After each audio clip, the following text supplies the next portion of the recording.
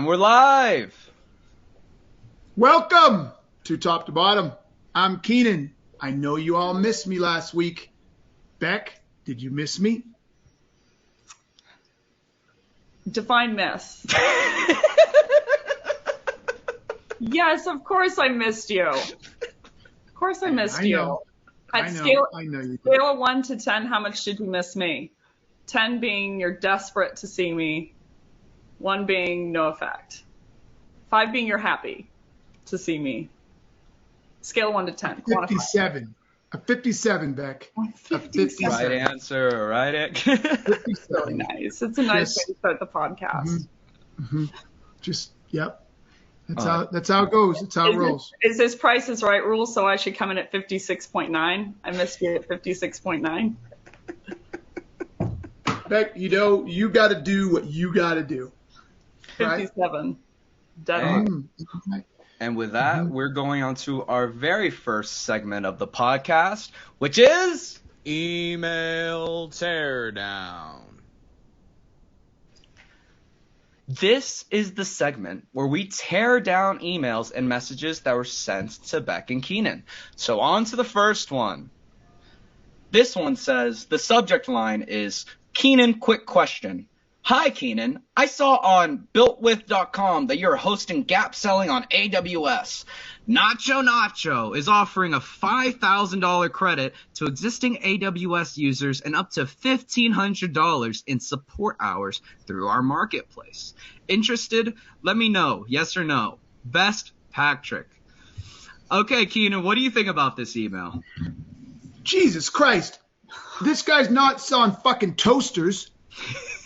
I mean, seriously, this is a completely price-generated email. His whole offer is I can save you money, and he's going to save me $5,000. Well, let's forget the fact that I'm not the person who should send this. Maybe I'm the CEO, whatever. But if you think I honestly understand where our stuff is, I know it's on AWS, but how much we're paying and how we're using AWS and what our architecture looks like, if you think I know any of that, you are smoking crack, okay? So that is not a real thing, right? So I don't even know how to answer his question, right? Number one. Number two, there's no problem, which I say all the time, so I won't bore everybody with this. But to come at me about saving money to change from AWS to I'm assuming they're a cloud-based hosting center, right? Called Nacho. To save $5,000, you have got to be smoking crack. Like, this is where we host our critical applications. Money is not going to be enough to make me change. Very few people want to, introduce that level of risk for money. Mm-hmm. Now, what about you, Becc? What do you think about this email? Yeah, well, I was at a 57. Now I'm at a 57.2 on Keenan's response. So I disagree with him. I mean, I do like that there was some personalization. Huh? You disagree with me? No, I agree with you. I said I just agree with you. Okay. Basically. I mean, I do like that they said, I noticed that you're hosting gap selling on AWS. But like, if I really was personalizing this to a problem, I'd be like, gap selling what? The online training? Like, I'd be more specific in it. And this is purely price, to Keenan's point, which is not going to be the trigger that's ultimately going to move someone. So, yeah, I disagree. And look, I want to be clear, too. Look, I don't like price selling in any situation, right? But think about your company's applications, and in some of these cases could be mission critical applications. To think that money is the main motivator to introduce the risk of moving your applications off of one hosting center onto another just to save money. That the other piece about this is this, to be more specific, massively undermines your credibility. It suggests to me that you and your company are not reliable, because if you think it's about money when it comes to hosting, I don't trust you in anything else. Yeah. And something as critical as that, I'm like, it's the risk It's not even like the time to disintegrate and blah, blah. It's the risk that it won't work. Mm-hmm. Yep. All right, on to the next one. This one was a message sent to Becc, and on October of 2022, here she says, "Hello, my friend. How are you?" And then text back later, "Hello." And then November of 2022 sends the heart eye emoji, no context. And then end of December, they say, "Congrats on your work anniversary," with a little minion meme saying congratulations. And then it says cold Zolling service needed. And then the beginning of the year it says hi. I don't have to explain this much, but Becc, why don't you go off on this? I think we should just let this email speak for itself and have a moment of silence that this was sent to me and that this is normally sent to me. It's normal. It's normal. Oh my goodness. Oh, Keenan, what do you think? I think people can fill in the gaps. Yeah, I think you can fill in the gaps on this one. I think I'm being hacked, or my team isn't very smart, but someone's trying to sign into my Zoom, and I keep denying it. And Bring it on the podcast. And no one's sending me. No, we're not on Zoom. I wanted to break it up. I wasn't sure where that was going. I was giving a moment of silence, like Becc said. Much like the email thread, we don't know where it was going. I'm actually interested from yes, much like the email thread, we don't know Friday night perspective, just to see where this person goes. Mm-hmm. Mm-hmm. Okay, now we're on to our next segment of this podcast, which is Sales Mythology. This is the segment where we demystify common myths in the sales industry. The first one of today is you should rig a root cause in your favor. Becc, why don't you start us off with this one? Yeah, so I've seen this quite a bit recently, oddly enough, in posts. And I'm guessing what that means is that you should, regardless of whether you believe it or not, say that the root cause of a problem that you know that they would solve is something that your product or service changes. So it means I should reinvent the math of what I say the root cause is so that it could be poor quality cold emails, for instance, because I solve for better quality cold emails. And so the myth here is that it helps you sell. And while I might agree that it might help you sell in the moment, the ethics of the whole thing, I just don't know where to go. My mind is completely blown that this is posted on LinkedIn. It's completely blown that anyone liked it. And it's completely blown that you would do that to someone, that you would say, no, the root cause of your pipeline problem is cold email, not email deliverability, because I solve for that. So it's deeply unethical. And the last thing I'll say is it's not about the short-term sale. Even if you get it across the line, when they figure out that it's not actually that root cause, we can talk about renewal, upsell, cross-sell, referral, your reputation, your ethics, how much you can look in the mirror at night. But I think it is absolutely, to the core, terrible practice as a human being to rig something in your favor to the detriment of your prospect. That's all I'm going to say. What about you, Keenan? What do you think about this? We should have just changed the question to, should we lie and cheat our customer? Mm-hmm. That's what you're doing. I mean, that's really what the question should have been, right? So if I have to answer that question for anybody, I don't know what to say, right? We got a small group today. I'm going to take this. We got a small group. I don't know. We have less than 1/4 of what we normally have. One quarter, 15% of what we normally have. So, folks, what do you think? Put some stuff in the comments because there's so few of you. You guys get to play with us today. So, what do you guys think, right? But I think I agree with Becc. Anytime that somebody, boss, peer, company, whatever, is suggesting that you lie, manipulate, or compromise your integrity, just move on. So I'm not even going to give this an answer. this is what's disturbing about it, is by a pretty well-known sales guru. They've posted it several times, and there was hundreds of likes on it. I don't know what bothers me more, the advice or the likes. Then I'm like, this is why we have the reputation that we have. And I think it's because they think they don't have another option. They're like, well, then I can't influence the sale if I don't do that. Stop selling. Get out. Like literally, and spend that time finding something else. Mm-hmm. Can you imagine a doctor doing that? Rigging the root cause? Rigging the root cause. I was thinking, push more medication? Yeah, I can't. I was really thinking about a mechanic the whole time. Mm. I was thinking about a mechanic. I had a mechanic once. I'll never forget this. This guy was great.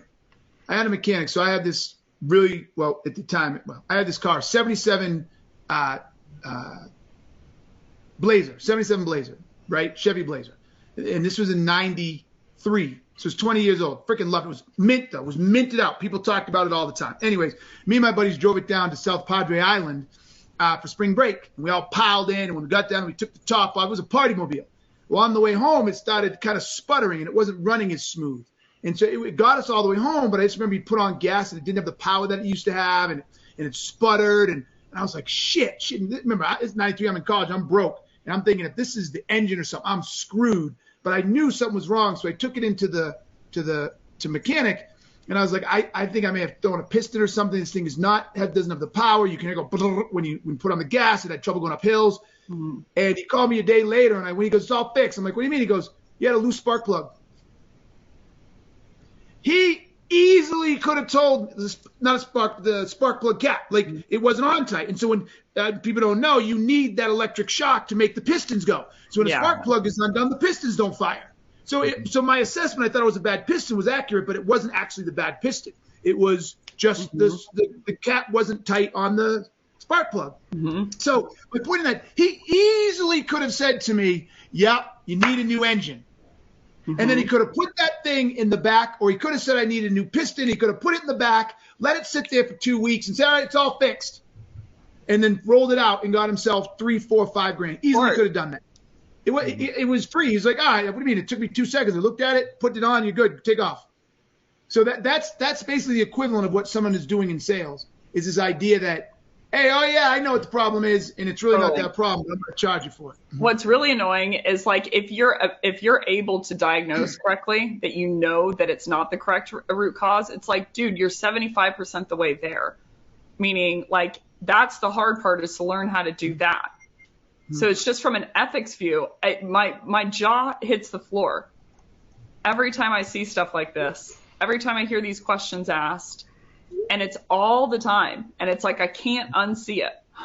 Yep. I can't unsee how bad the goal of sales technique and the goal of selling and the goal of, All right, we're going on to our next sales myth of today, which is, in discovery, the only information that I need to acquire is the prospect's self-diagnosis. Keenan, what do you have to say about this? Or what the prospect says is their problem or their impact? No. I talk about this all the time. Look, I do an exercise in our training. It's a powerful exercise. We have every single person in the training pick something that they bought recently. And we tell them, please pick something that has some substance, right? Like, I don't care, air conditioning unit, redo your kitchen, house, doesn't really matter. We ask them to pick something, right? Mm-hmm. And then we ask them to write down their current state and their future state, and we break it out, okay? Current state being physical and literal, problem, impact, emotion, root cause, and then the future state, new physical and literal, problem solved, desired outcomes, emotion, and potential solutions. We ask them to fill that whole thing out. We take a break, and they spend the time to do it. Inevitably, every single time so far when I come back, and as I ask them what they wrote, first thing they say is, I wanted this, I wanted that, I wanted this, I wanted that. They didn't even really know what the problem was. They just kept saying, well, I said, it really says physical and literal problem. I needed a new car, or I wanted this. They don't even have any clue about where they were when they bought. And then the more questions I ask, I start to find out what was going on, who was involved, how was it affecting you, what was your current environment. And they like, oh yeah, this. And the point of me telling you the story is nobody knows what they really want. Mm-hmm. And they don't know what they really want because very few people truly understand where they are. Mm-hmm. We just don't. We just operate from gut and feel and anecdotal shit, and then we just run to what we want to do. Mm-hmm. And so if you allow a customer to tell you what they want to do and you run for it, you run the risk of selling the wrong thing, not solving the problem correctly, underselling, overselling, etc. So absolutely not. The customer's not always right, and they don't know what they always need. What about you, Becc? What do you think about this? Yeah, so I think Keenan's right again. Very, very, very right again. But you know what really sticks with me is when I hear sellers asking questions or I see advice in the industry, it's always to ask self-diagnosis questions. And you're begging your buyer to Keenan's point, sometimes they haven't even thought it through. Usually they're incorrect somewhere in there. But the other main glaring issue that I'm like, if you're going to acquire their self-diagnosis information only, what they think, what they feel, what they think the root cause is, they think the impact is, blah, blah, blah. What the hell do they need you for? What did they gain from that interaction? They gave you all their self-diagnosis information, but what on earth did they gain? You gain that as a seller, but if they don't gain any new information, there's a difference between misdiagnosis and misdiagnosis. Misdiagnosis is something you diagnose and diagnose incorrectly. Misdiagnosis is something you miss entirely. And if they don't gain something in one of those two buckets, what on earth do they need you for? PLG exists because they aren't getting this. Mm-hmm. So it just blows my mind that you would think you can add value as a seller if you can't uncover any of that information and aren't after it in the room. Blows my mind. You're an order taker. You're an order 100%. Taker.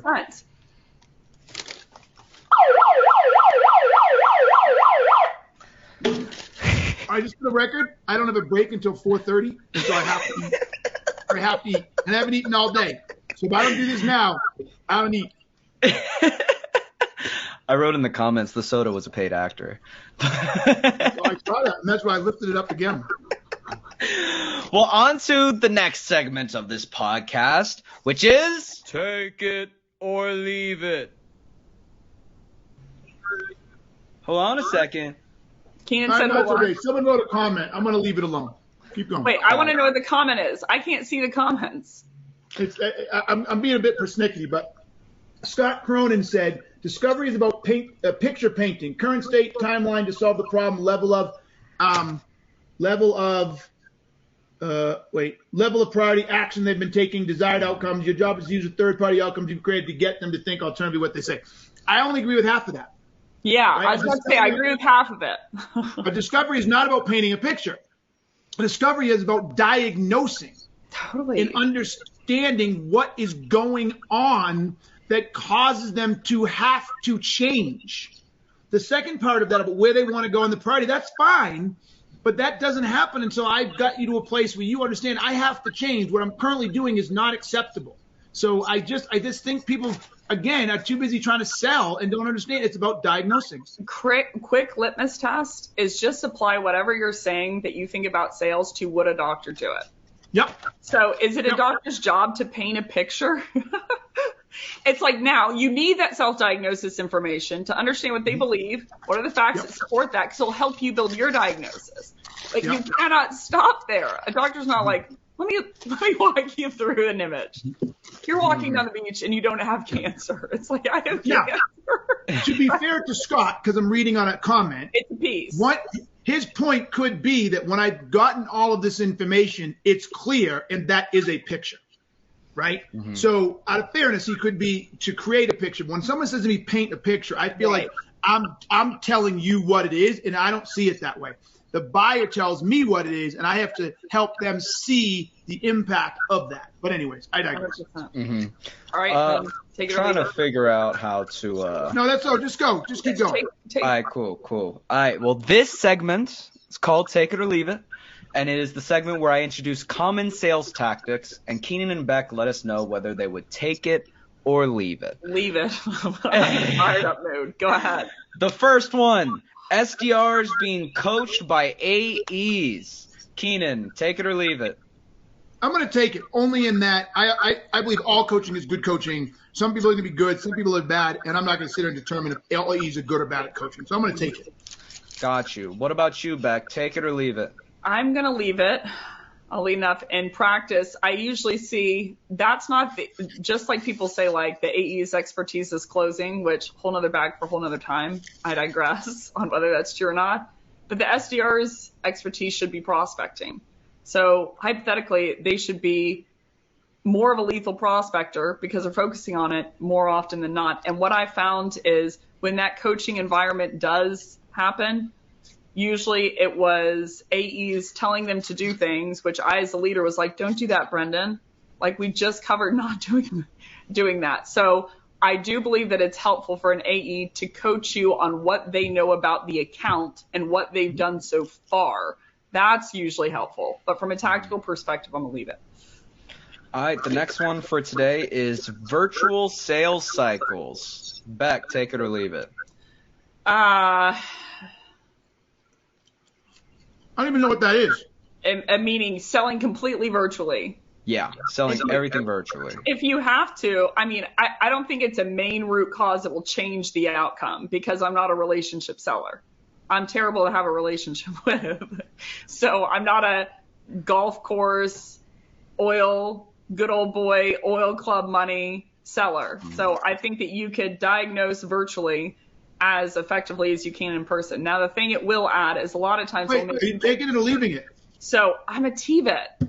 The one thing that it does add is sometimes people feel a little bit more comfortable giving you the information that you need, which can be a bridge for sellers. But other than that, I can do everything virtually. No problem. Becc, last year, I'm down in to your business, what percentage of your business was sold 100% virtually?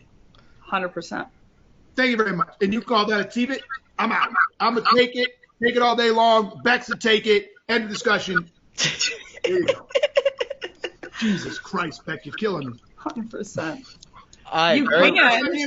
You can, but I think there's value. There's value to non-virtual. Didn't say it. The question is take it or leave it. You have to take it. You're 100% sales virtually. You have to take it. I think I'm down to a 56 now. You missed me.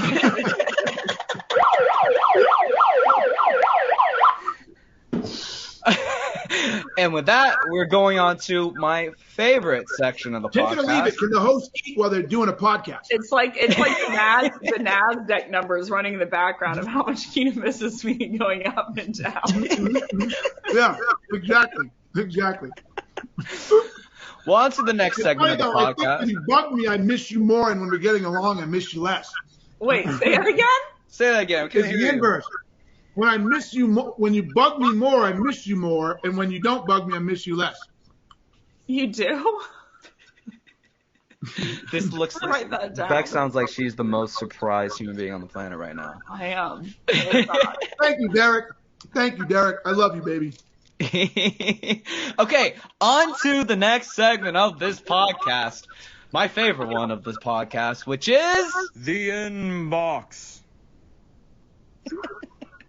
I have to escalate my energy every time. But this is the segment where Becc and Keenan answer questions from the audience. And to that end, I have the help of this trusty mailbox. I saw someone on YouTube make a comment that he was desperate to find where to submit questions, and he could not find it.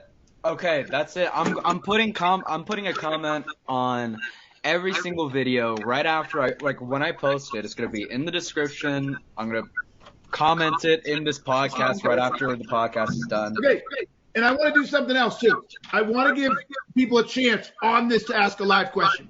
So we'll answer one, and then someone can ask a live question. If they don't, we'll go back to the next one in the middle. Someone ask a question. Gotcha. Okay, so the first question that we're gonna have before we answer any audience questions is from George Batia from San Francisco, California. Hi, George. I don't think I'm able to say this company's name, but a very big sales tech company just cut. Why did you? Man, say it. It's Google, Amazon, or Salesforce. Just cut people? Yeah, definitely. What's the number? I'll tell you. 10%. Amazon, right? No, Salesforce. All But right, either good. way, they say Salesforce just cut 10% of its workforce, and other companies in big tech have already been doing the same. How can salespeople protect or prepare themselves amidst the recession and company layoffs? Becc, why don't you start us off with this one? No one's going to lay off a seller that's way past quota.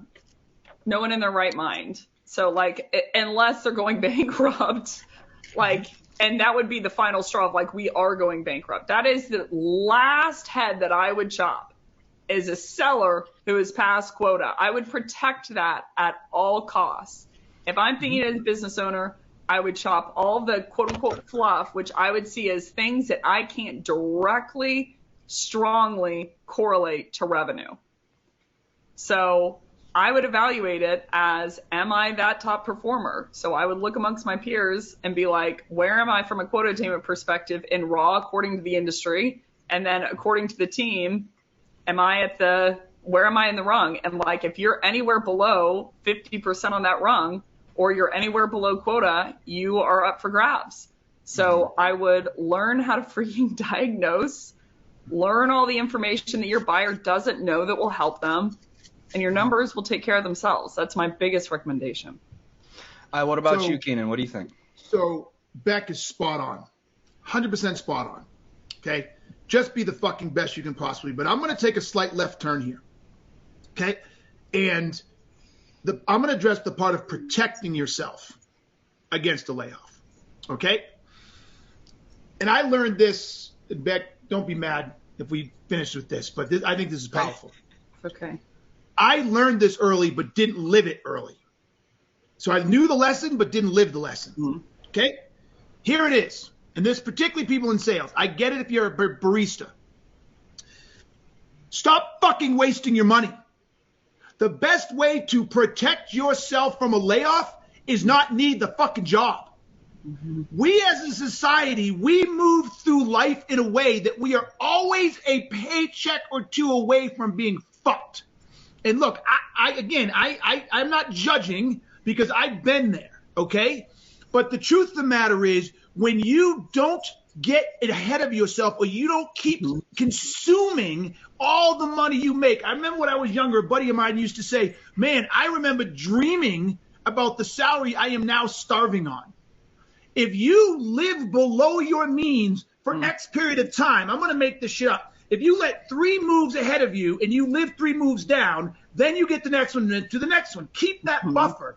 And you've got 1 year, 2 years salary in the bank. You wait to have kids. You don't buy fucking watches. You don't buy cool cars. You don't live in neighborhoods you can't afford. And you stack that up. When they come and lay you out, it's like, all right, fuck you. I got all the time in the world. Mm-hmm. All the time in the world. I'll go find another job. I'll take my time. Matter of fact, you know what I think I might do? I even spend a couple of days watching TV, right? Because there's no stress. Layoffs get us and they freak us out because none of us are in a position to not have a job. Mm-hmm. Okay, one last one, and I know we're gonna go. We do have a question from we do have a question live. Yeah, we got to answer. Cody Ruby from Zentegra. I hope that I'm pronouncing that right, but he says, take it or leave it, community gatherings for ideal customer prospects such as happy hours or sporting events. In what regard? In what regard? I have to ask a counter question. What regard? Meaning, take it or leave it as the seller. Would I go to them or would I arrange them? I think it means as a seller, do I arrange them as a way to sell? Yeah, as a sales tactic. Keenan, what do you think? That's a tough one. I'll take it under the right circumstances. Yeah. And I don't want to spend hours talking about it. I would take it under the right circumstances. If it's done well, I know who my ICP is. There's no selling at the event, right? And there's value in the event to people going. I'm taking it. Mm-hmm. What about you, Becc? I'm a leave it. And the reason I'm a leave it is if I'm viewing in the context of will it help me sell more effectively, like especially decision makers, they do not want to waste their time. Mm-hmm. They don't want to show up to like big community event where people are going to try and sell to them maybe, or, you know, they might meet a few, like that's not usually from what I see. Now, this is a generalization. It's not how I see them operate. Like I'll see people say like, hey, we're going to put a stamp card where people have to walk around to get a stamp at every booth to be entered into a competition to win some headphones. And I'm like, number one, no decision maker. Like, they're going to value their time. They're not going to go around to every freaking booth and get sold to. For headphones. And number two, if they really want headphones, I would argue they're either A, not a DM, B, not a DM with budget. They're not a DM. No one. They just go buy them. If you're saying that the chance to get headphones is more valuable than this person's time in their own perspective, that's usually a litmus test that they're not a DM. So I would leave it in terms of I would take my time, attention, alacrity, sells at selling more effectively instead of doing community gatherings. Would y'all be down for one last question? I think we should do a second question. Keenan, it's been forever. Come on. Okay, well, in that case, this one is from, sorry if I don't pronounce your name correctly, but Derek de Froberville. He says, I have a question. I get too involved with my clients and end up spending too long with them and not doing enough prospecting. When do you know when to pull? Becc, what do you think about this one? I need to know what he's doing with these clients. Yeah. My first thought is, how do you define too much time? Well, I'm thinking he's thinking like, I would guess the root cause that needs to change, in my opinion, again, is asking no questions and diagnosing on the fly would be you view selling as a relationship thing. Yeah. So you think you have to spend time with them to be friends with them in order for them to buy. My sister, is she nice? People will never know. Why? She's a doctor. She's in the ER and she's there to diagnose their problem. She's nice. She is nice, on a side note, but that's not the point of the job. I've met her. She's very nice. Oh, I will let her know. But it's like, man, get in, get out, diagnose, and like leave the friendship for after hour stuff. But that's how I would know that I've delivered value and I don't have to stick around to do that. I've diagnosed, I've given them the tool, so I don't feel bad, if like that's it. That was the job. It wasn't to be friends with them. Now, what about you, Keenan? What do you think? His hint to me is he says, I end up spending too long with them. So too long, you need a comparative analysis. You need some sort of comparative environment, right? So too long to mow a 10-foot by 10-foot yard, 6 hours, 10 foot by 10 feet, 6 hours, that's too long. Doesn't add up, right? So for him to say too long, what he's suggesting to me is he doesn't understand the buyer's problems. And so therefore, if he doesn't understand the buyer's problems, he doesn't know how quickly or how important it is for that buyer to solve that problem. So therefore, if dumb example, but if one of his prospects is, he sells water and one of his prospects is in the desert and needs to, it doesn't get water in the next 12 hours, he's going to die. He doesn't know any of this. He's just talking to them and spending time with them and trying to see if they'll buy. And he's got another one who just played basketball for 4 hours and he could probably just go to 7-Eleven, but he'd rather not drive there. He's just talking to him and seeing what's going on and talking about his water. He has no sense of urgency or understanding where each one is. And the amount of, where I'm going with this, Derek, is the amount of time you spend with a buyer should directly attach to how quickly they need to solve the problem, the impact of not solving the problem should you not spend time with them and help them do it. So it says he's not finding the problem to me. There's another piece I was thinking of when you're talking. At the end of the question, he says, I'm spending too much time with my buyer, so I can't prospect, correct?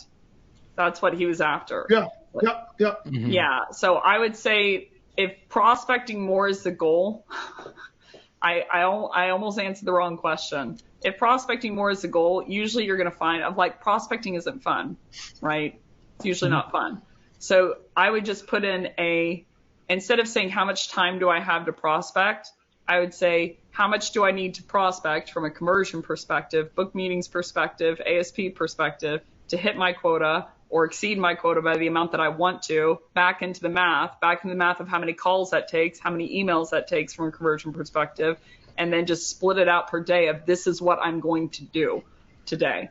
So this has to be a core static behavior if that's the goal. But I do agree with what everything that Keenan's saying. The quicker you know the problem, the quicker you can quantify it, the quicker you can find the root cause. Like my sister, It's not question fatigue in the ER. She has a literal time limit that if she doesn't ask questions in the most effective way with the time that she has, someone dies. So view it like that. What are the questions that I can ask that will help me most quickly diagnose and most effectively diagnose? And that should speed it up, to Keenan's point. I already know that San Francisco has Siren Becc already, but just to double confirm. But on to our next segment of this podcast, which is The challenge. This is the segment where Keenan and Becc break down a challenging subject within the sales industry. And today's challenge is all about questions. What are the wrong questions to ask, how to stop asking stupid questions, and what to ask instead. Keenan, would you like to start us off on this one? As I put a fry in my mouth. Keep going. So, yes, I can start. I think actually if I can find some time, I'd actually like to sit down and draw this out, because there's definitely categories.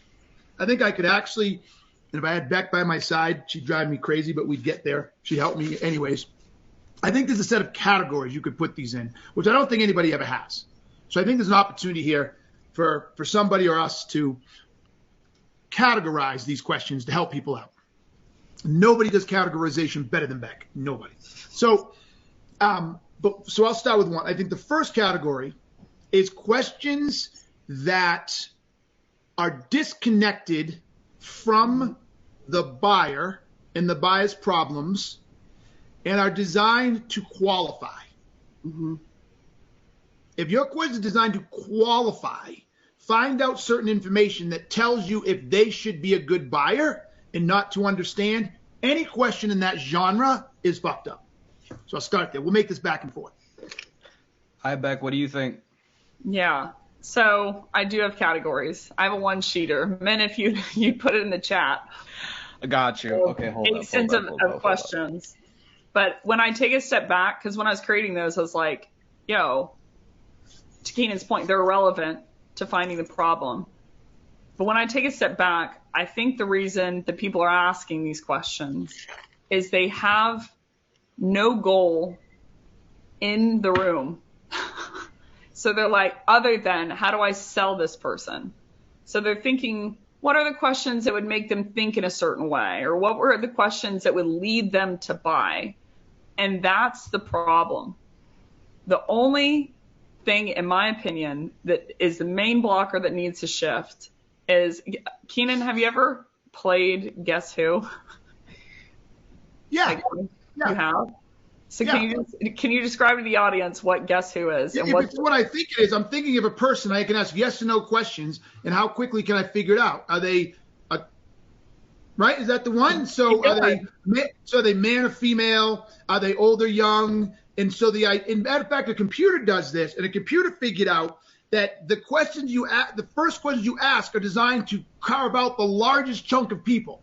Totally. And then so like when you start, is it male or female? Good. Now I got 50% gone. It's female. So they old or young, and or older, 40, whatever. So good. Now I take that out. And then you say, are they a scientist? Or then no. Music? No. Sports person? Yes. Okay. So the whole idea is to start out here and bring it down with questions that get the majority of stuff off the table as quickly as possible. Is that right? Yeah, totally. So I played this game when I was home with my niece, Kate. She's like, Ambi, I want to play a game. I was like, okay. And it's, to Keenan's point, you have 100 people in front of you, and the other person does too. And you know a person, they know a person, and your goal is to ask the questions that will help you identify who is the person that they're staring at. And so from a strategy perspective, you should, when I smoked Kate in the ground, I think I said, Kate, meet your maker. You're about to meet your maker. Everybody, Kate's about 9, okay? Just so you know what Becc does, okay? Kate is not fucking 20, okay? Kate is a young girl. Okay, I'm sorry. Yeah. That's Becc. She just chews up her young and spits them out. So sweet. She's so sweet. Mm-hmm. And I'm like, And I'm thinking from a strategy perspective, I should ask the questions, to Keenan's point, that will nail out the most wrong answers. It's not this person, this person. If there's 100 people and 60 of them are wearing hats, 70 of them are wearing hats, I'm like, are they wearing a hat? And if she says no, then I've got only 30 left. So I would view it as the exact same thing. My goal is to diagnose as quickly as I can. So instead of asking what question should I ask, because then you're going to get into sales techniqueville of like, how do I make them think or how do I make them feel? Just shift your goal. My goal is to diagnose as quickly as I can with the most effective questions possible. How would I do that? And then it autocorrects most of the questions that people start asking. They're like, well, if I was trying to diagnose the problem, then I'd have to figure out what the problem was. I'm like, bingo, Brendan. Like, what's their metric? What are they probably trying to solve for? They're a marketer. So what are they measured on? MQLs. So where are they at today? What was the goal beforehand? How big is the deficit? Okay, now you have the problem. So now I got to find the root cause. Is it Go ahead. Or are you going to say Michael Jones, please be more specific when you say the prospect will see through that. What's that, my man, so I can make sure you're hearing us correctly? Because I think, I'll wait to see what you put in. What's that? So the point of Beck's metaphor or example with playing that game with her daughter isn't to suggest, if anybody's hearing this and thinks she's saying you should play that game with your buyer. Okay, so right, is it a big problem or a small problem? She's not suggesting that. Okay, so if that's how you're reading this, you're not understanding it. What she's saying is you have to have a strategy that will properly allow you to uncover what is going on in that buyer's world as quickly as possible and as effectively as possible. Mm-hmm. So I know this question was one of bad questions, but I'll share this with you. I just did a video review or a call review. Oh, I thought he was picking up that thing already. I just did a call review where I get to listen. I love doing these. I love doing them. Mm-hmm. And I heard the buyer say, well, we've had these problems for a while. We're just at a point to fix it, blah, blah, blah, blah. And then the rep asked some stupid question about, well, what platform are you on? Mm-hmm. Now, I freaked out. No, Becc, why do you think I freaked out? Because he should know already. Like, no, given the context, he should know already.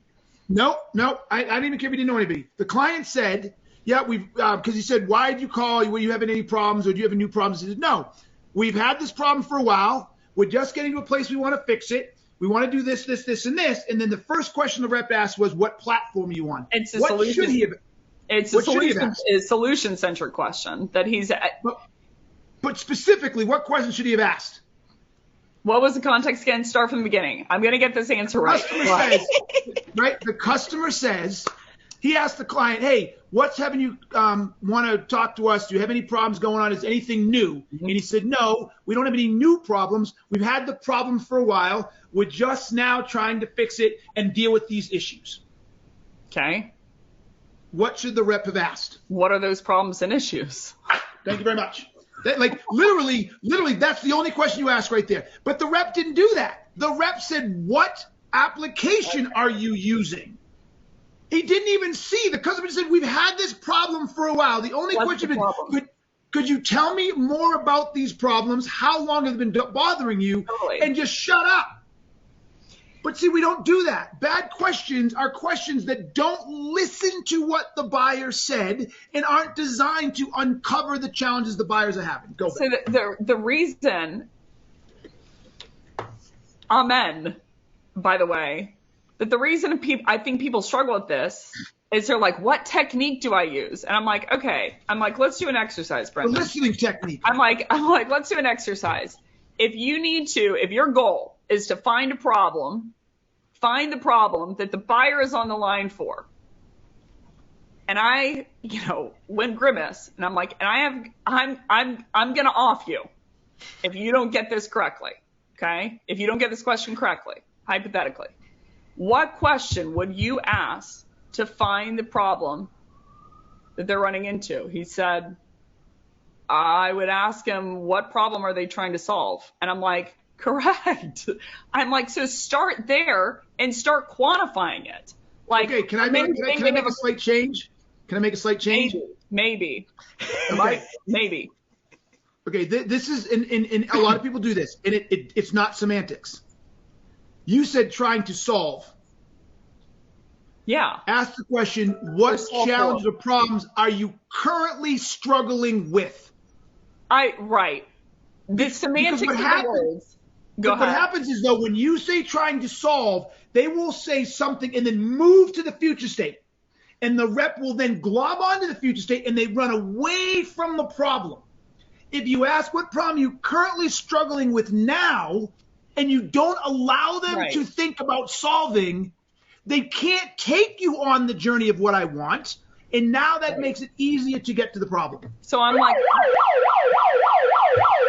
that's okay. When we're done, Becc, go ahead. Just one. So I'm like, I'm defining a problem as typically, their metrics, and a problem is anything that prevents them from achieving those metrics.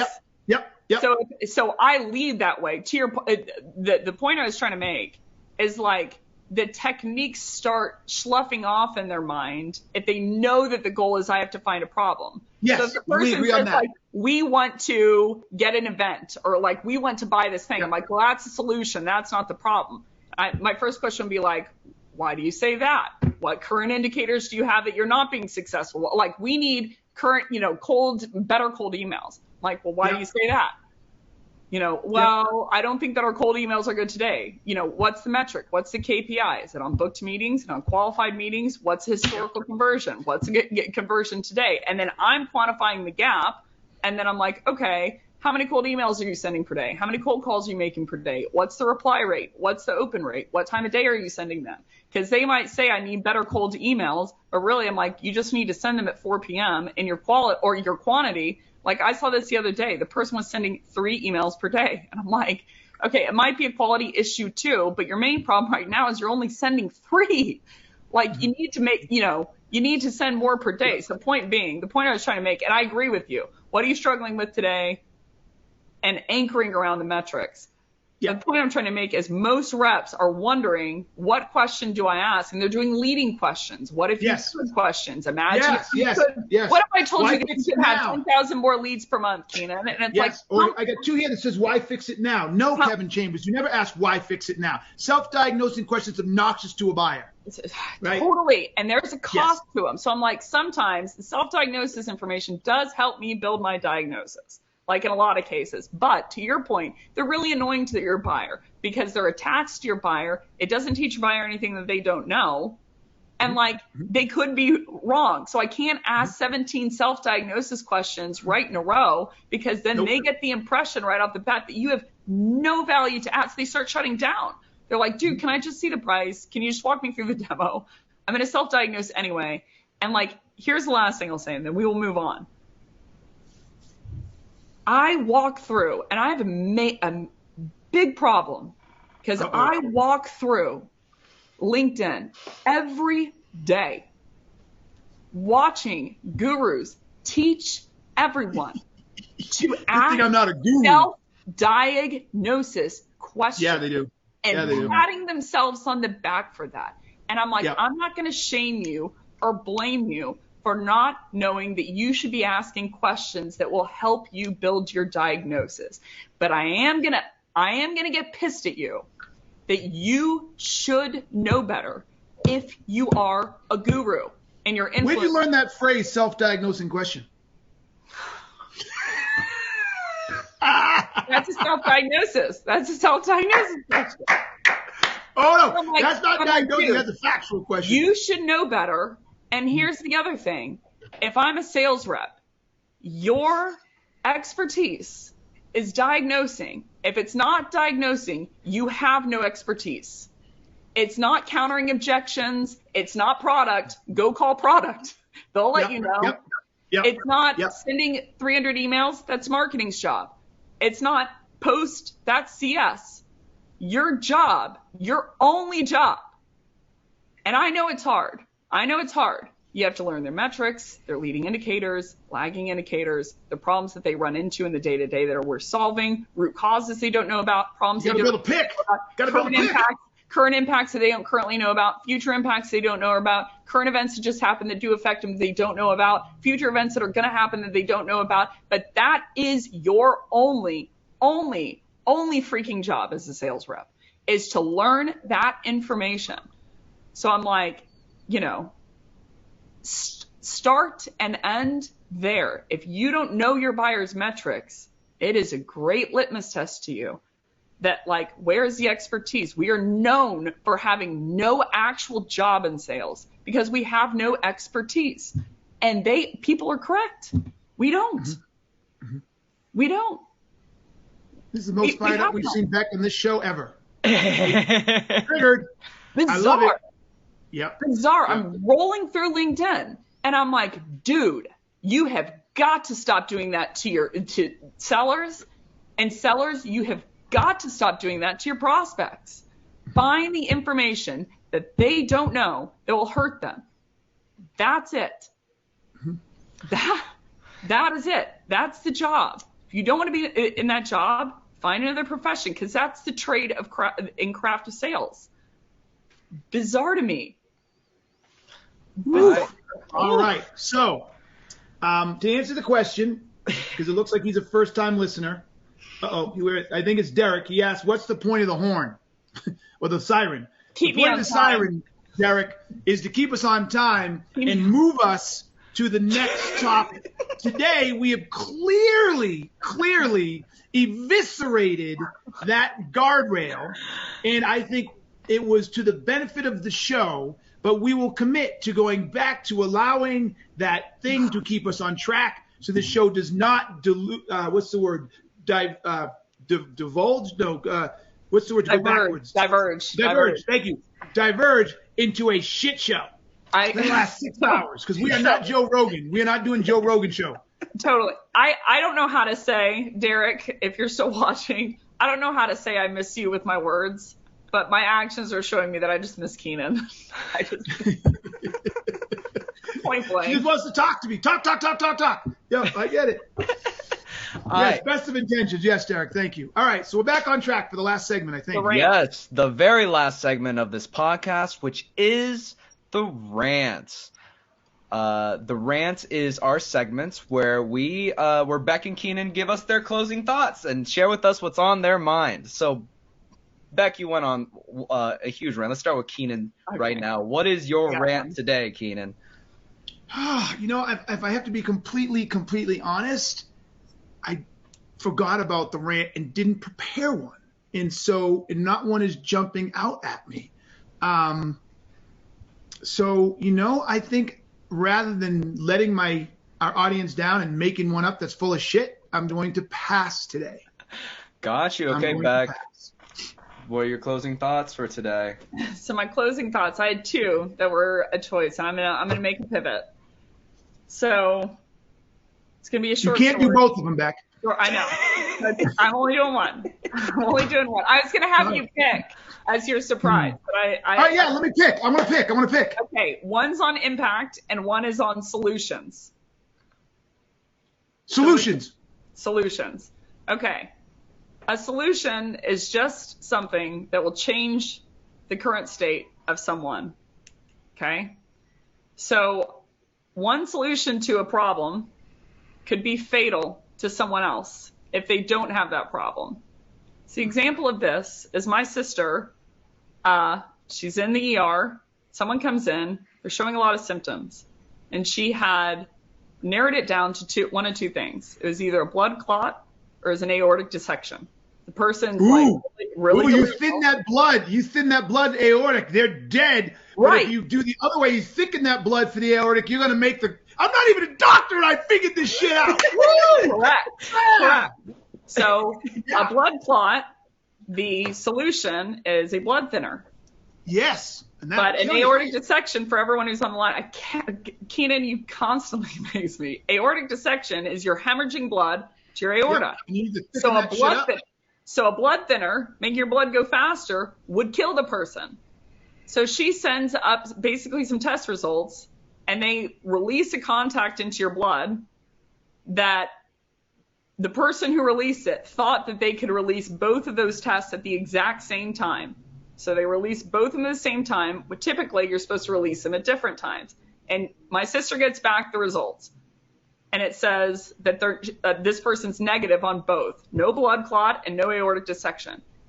And there was a cost to this person because this person was pregnant. So any test actually emits radiation to this woman and her twin babies that she has in her stomach. Minimize that radiation. So she's like, I'm confident, though, it is one of these. And if I diagnose this incorrectly and give them the wrong solution, she's dead. So she said, do another test, release them at different times. They did. It was an aortic dissection. Solved the problem. The woman saved, and one of the babies lived through it. One of the babies lived through it, not both. But the point of this thing is like there is a cost to all of the questions that you're asking, and you cannot prescribe a solution without Which is knowing what you sell, everybody. Remind them what you sell. It's without knowing the problem, because a problem is only something that you need to change something in the current state to solve the problem. So my push to people is it's not only are not all solutions created equally, how you use them is not created equally, but one solution could be extremely fatal to someone in their day to day. They spend the budget, the time, and they start running off and doing something that could, and it's a little bit different situation, but it's the same parallel. Could end their job, could end people's jobs around them, which is a very big freaking deal. So find the problem. Find the problem before you prescribe a solution. Your buyers will thank you later for it. Keenan, how did you know blood clot versus aortic dissection? There is a study. I do have to give my sister a shout out. Like global study that was released because based on her research that you have to release them at different times because of what she did. She didn't tell me for the longest time. Happened like 3 years ago. You can go look it up online. The scary part, if I'm getting this right too, the scarier part of this story is your sister had to make another difficult decision, and this was the risk. Do I risk these children and this mother to more radiation, or which could hurt them, or do I make a pick on this lack of data set, this incomplete data set? Totally. And she said there's higher risk to killing them at 50-50 than there is exposing them to more radiation. So she was in sort of a Kubu Maru, whatever that Star Trek thing someone else help me with that Star Trek riddle thing. Kubi, whatever. Someone help me, right? Anyway, someone out there's a Star Trek fan. Kobayashi Maru. Is that what it is? Kobayashi Maru. Anyways, all right. Star Trek is past my time. What is it, though? They keep making them. There's a new one coming out with Picard. What is it? What is it, though?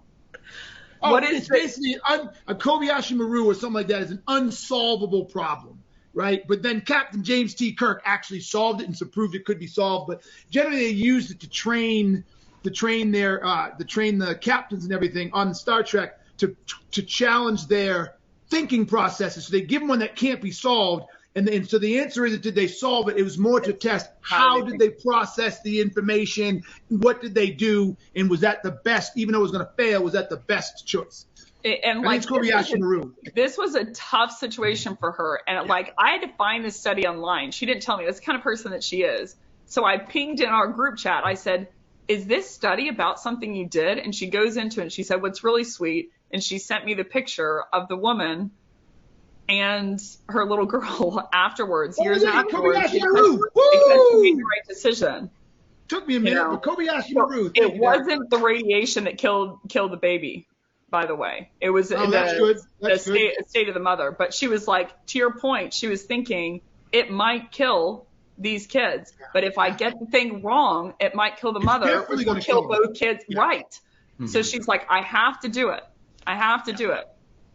Yeah. Oh my goodness. Okay, everybody, I'm sorry, but thank you very much for joining us here on Top to Bottom. We broke all the rules. I am now late for my next meeting, but you know what I'm going to say. Until next time, peace. I'm out. I'm Keenan. This was Top to Bottom. I'm Becc. See you next week.